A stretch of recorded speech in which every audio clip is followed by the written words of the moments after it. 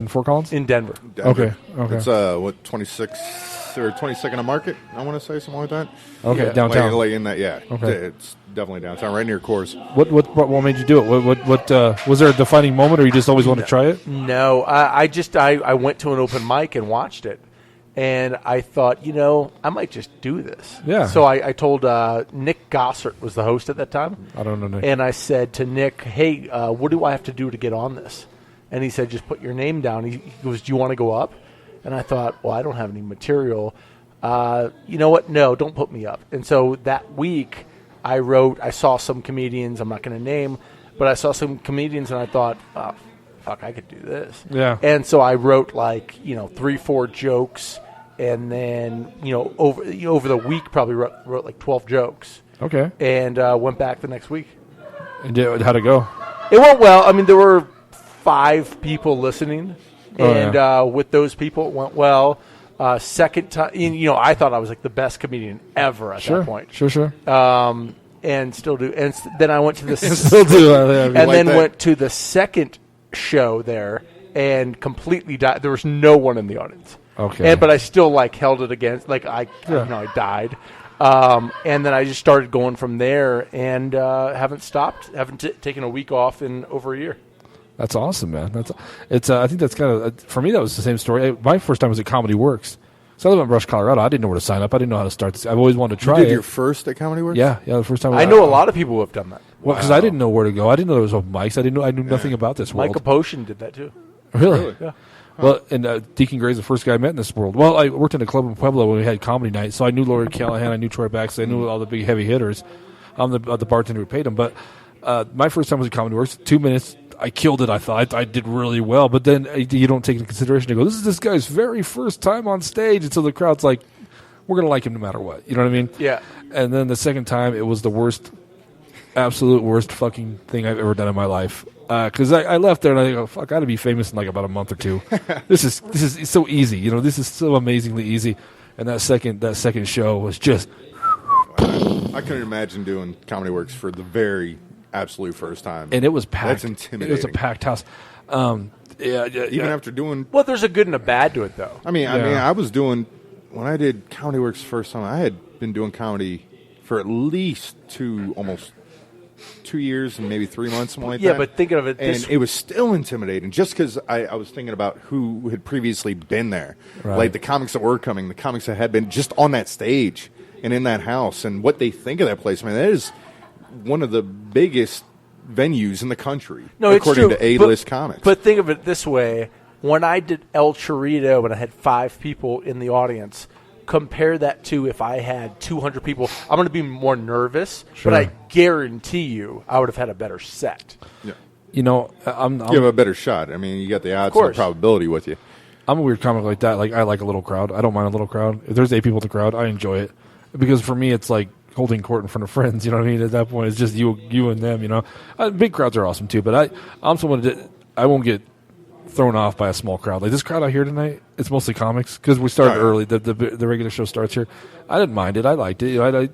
Well, the night I featured for you and Dick Black, what was maybe there was maybe Saturday night was a little. One of the nights was low. It was 9 to 12, something like in that range. And me personally, I want more people, especially because my style of comedy. And then I went up early. The crowd wasn't warmed up before I went up, if you remember right. And I'm going okay, they haven't had enough time to drink. Right. I usually do well with a drunker crowd, and they haven't been warmed up. And I'm like, I was sweating it. But I went up and did well, and it turned my perspective around on a smaller crowd. But it took that night to do that. But I prefer the more people, the better. It's. When I was telling comics we were going to do a podcast tonight, I kind of told you guys to kind of think of a funny story to tell, like something's happened to you that's kind of crazy. Did you think of something, Dylan, or no?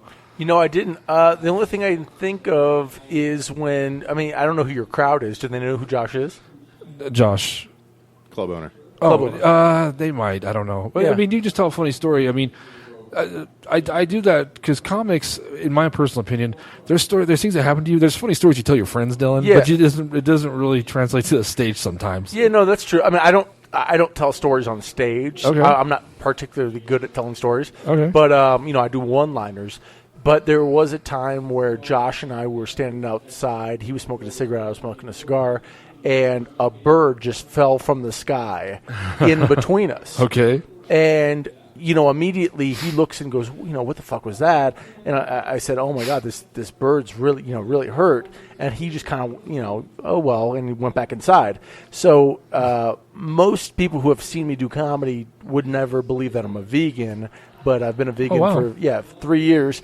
And, I can't stand there and watch a bird who's basically dying in the street. Suffer, yeah. And so I ran downstairs, called Josh and said, I need you to call animal control. He called them, and they said, there's nothing we can do. It's a wild animal. We can't do anything about it. Right. So I was supposed to go up in 3.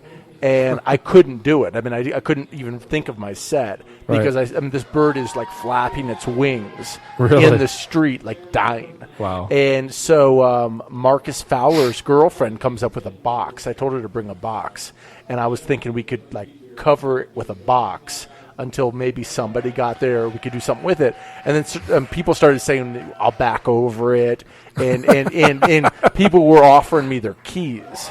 Wow. Will you back over this bird? And I said, I just can't do it.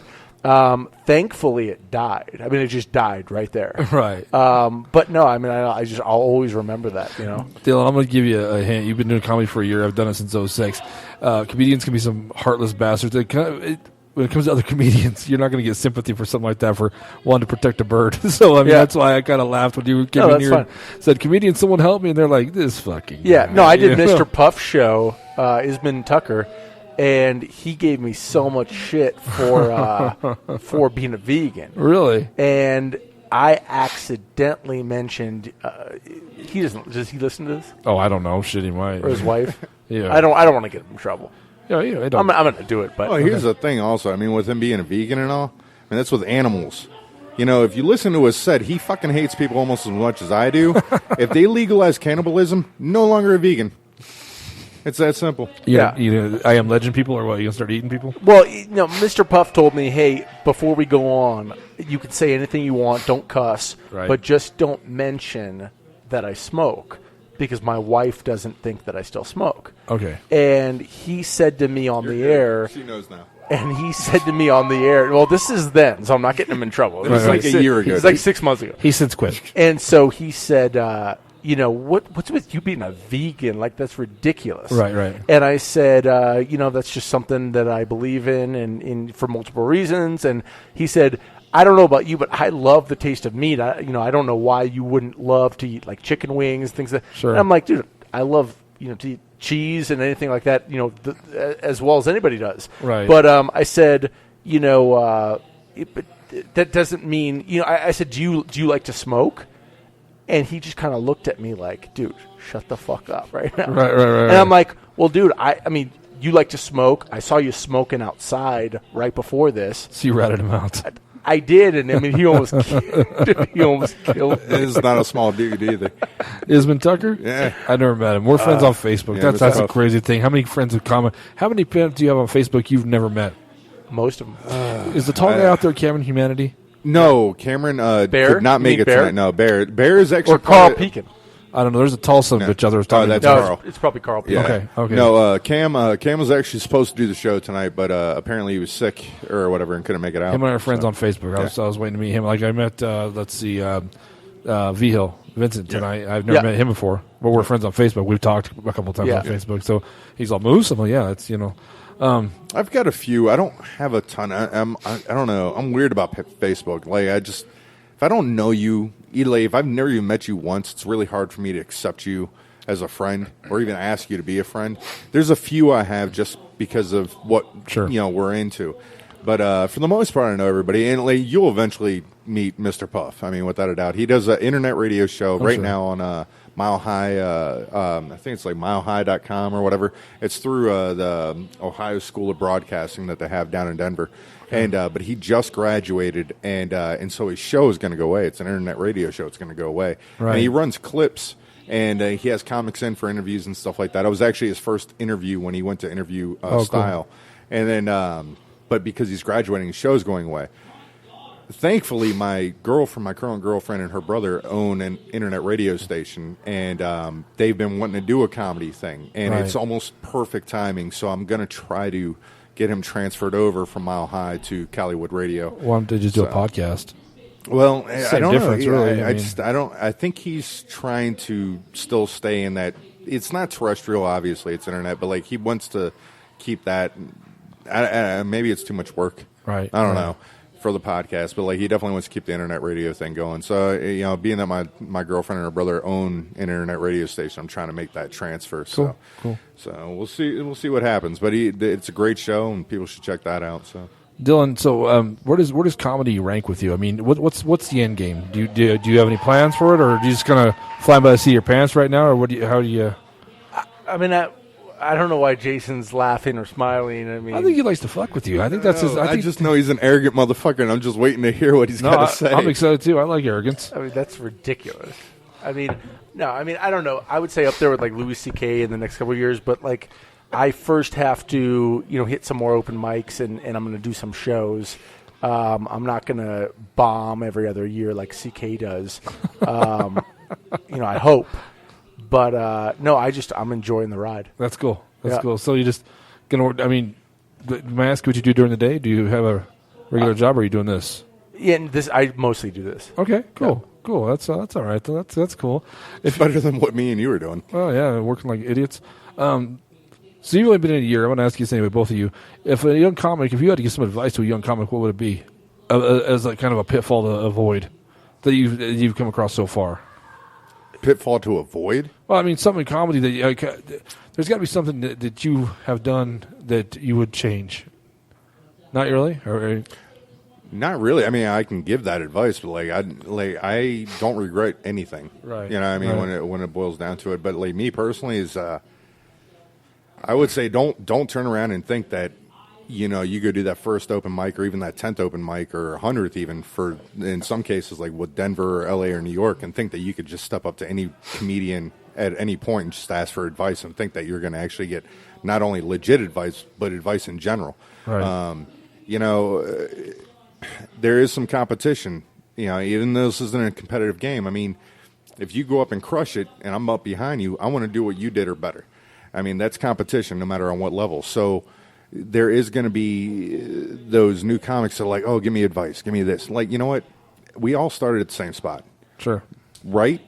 Get up, do as much time as you can, as frequently as you can, and you'll figure it out. Turning around and just bothering the hell out of people is not going to help your cause. So Jason's short answer is he tells them, fuck off, I'm not your mother. Pretty much. Yeah. Jason's kind of a prick. I know you're not talking. When I'm not volunteering at the orphanages, I am often talking to comics. And actually, one of my favorite comics is Ron White. And Ron White says, if you think you're going to get to where I am, you might as well just stop doing it. Like, if you are doing this to get there, sure, just don't do it. Right. It's a crapshoot. Yeah, do it for the love of the game. Well, I mean, take Ron White. He did comedy for maybe 20 years before he met Jeff Foxworthy and, he got the Blue Collar Comedy Tour. So before that, he was doing comedy for years and years and years. Now it's been like 30 years. Right. And so there was a lot of luck involved. Sure. And he says, if that's what your end goal is, just don't even bother. What I would say is if you enjoy doing comedy like me, the only thing really I would say that I'm a very goal-driven person, but in comedy I would say what's kept me around is that I still enjoy it. And so that's why I keep going to mics. So if you enjoy doing comedy, my advice would be keep doing comedy. If you think if you're doing it for some bigger end, then you might as well just not even do it. Yeah, I mean, I could agree with that to a point, but I mean, there's nothing wrong with having that goal. Like, everybody Sure. has a dream. I mean, and that's what keeps you going in this game is having that dream and aspirations. Would you be comfortable? Would you be a happy camper? Just getting to the point where you're just a traveling comic, just doing this for a living? Getting paid to do? No. Okay. No. Yeah. I don't want to be a career comic. Okay. I would want to travel in the next couple of years and then eventually go into something bigger. But I'm not looking to be a 50-year-old comic. No. Right. That's just not my... What bigger? What are you talking about by saying something bigger? It could be TV, movies, Okay, something else. But I don't have long-term plans. How old are you, Dylan? I'm 30. But I'm saying, like, when I'm 50, like right Right. now, I don't have any plans on continuing comedy when Right. I'm 50. Right. Now, who knows when I'm 50? But for right Sure, now, sure. like, I don't want to be that guy. So yeah, I'm on the opposite spectrum. If I'm lucky enough to actually make a career out of this, I'd much rather do